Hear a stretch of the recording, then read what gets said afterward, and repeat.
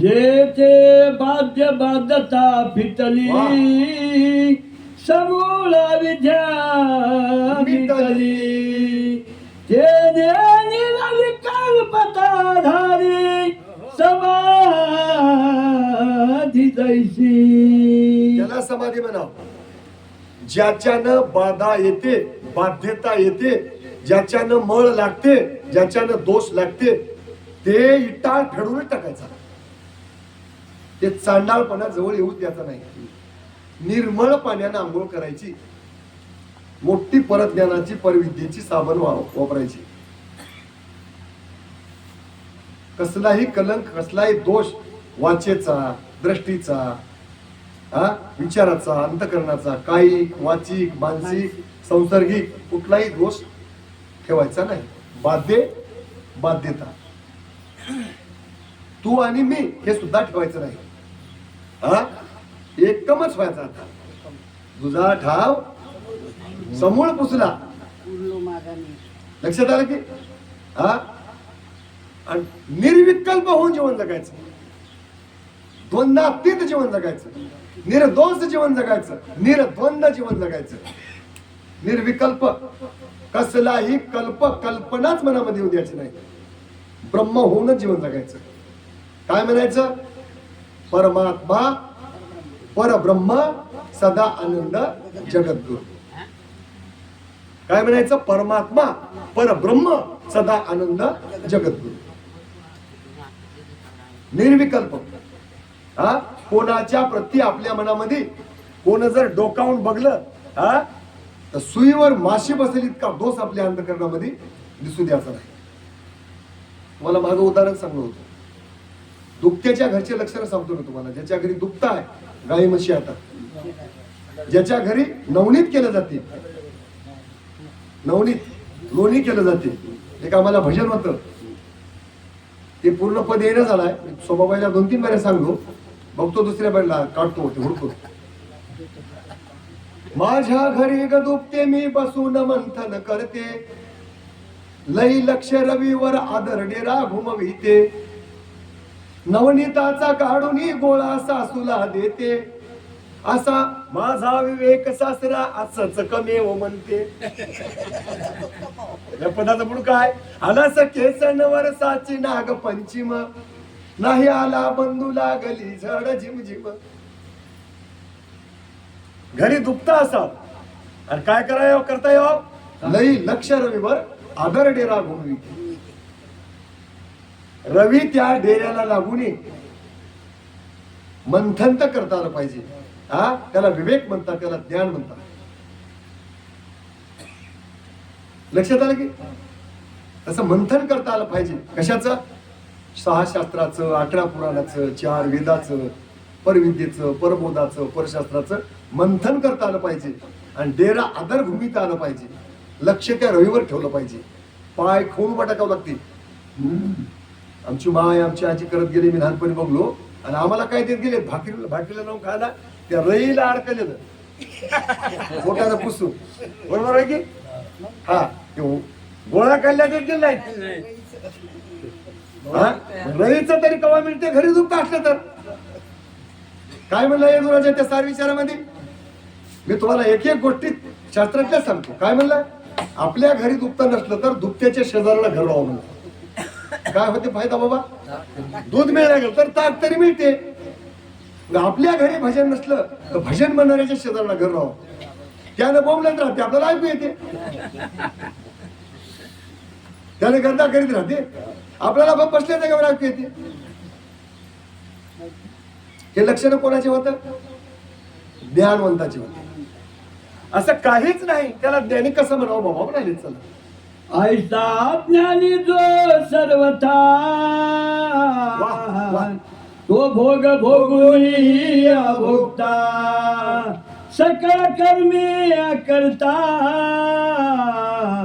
तोची होय निश्चयी. अशा ज्ञानानं आता महत्वाची वय आहे. तुमच्यासाठी वय आहे. आता इथं जेवढे लोक बसले की नाही तुमच्यासाठी आहे. अशा अवस्थेमध्ये कोणी जीवन जगत असेल तर त्याला पोरगच हाय, त्याला पोरगीच हाय, त्याची पोरगी फळण्या गावातच हाय, त्याच्या पोराला फळण्या गावची पोरगीच हाय, त्यानं शेताकडेच जाते, ढोरच वळते, चाराच घेते, आऊतच हाणते, असे दोष त्याला लागत नाही.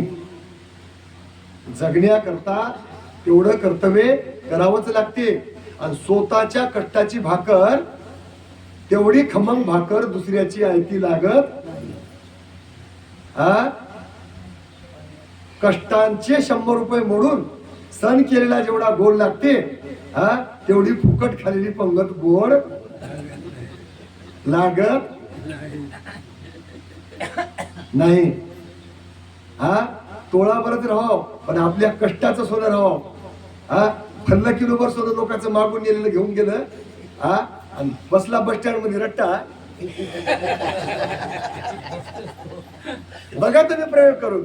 हम म्हणून लढावं लागते, हम म्हणून. बाया काय करतात, कुठं लग्नाला कोणाच्या अंत्यविधीला झालं की आमच्या मराठवाड्यातल्या बाया दुसऱ्या बाईचे सण अंगावर घालून जातात. कधी जाऊ नये. काही ना काय झालं तर घरच शिकावं लागते. सांगून मी घ्या, थोडंच राहावं पण आपलं राहावं. तसं आपल्यापाशी काहीतरी राहावं, साधना आपल्यापाशी काहीतरी प्रॅक्टिकल प्रक्रिया राहावं. आणि अशी प्रॅक्टिकल प्रक्रिया केलेला माणूस प्रपंचिक जरी असला तर त्याला प्रपंचिक म्हणू नये. का तर प्रपंच करते त्यानं विधेयी स्थितीमध्ये, आणि परमार्थ करते त्यानं डोळे उघडून. म्हणून काय म्हणलं निजात्मक तिथं, प्रपंच प्रारब्धावर टाकाव, आणि परमार्थ हौसनं करावं. होईच आहे. प्रपंच परीक्षुनी करते, परमार्थी आंधळे होते, म्हणून भाऊ करते माझी मूर्ती महाकल्पापर्यंत. तुम्ही प्रत्येक जण विचार करा बरं. प्रपंचामध्ये तुम्हाला नफा तोटा, खरं खोटं, डावं उजवं कळते की नाही? तितकं परमार्थातलं कळालंय काय?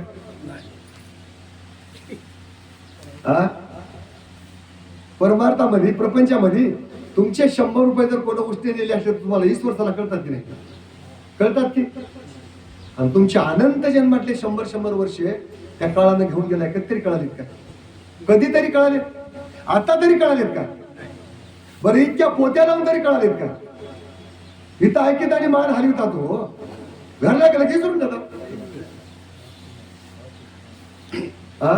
आयुष्यातला एक क्षण, आता ते वया सांगायच्या नव्हतं, आयुष्यातला एक क्षण करोडो रुपयाच्या किमतीपेक्षा जास्त आहे. आयुष्यातला एक क्षण. म्हणून हा देह आणि हे आयुष्य वाया जाऊ द्यायचं नाही.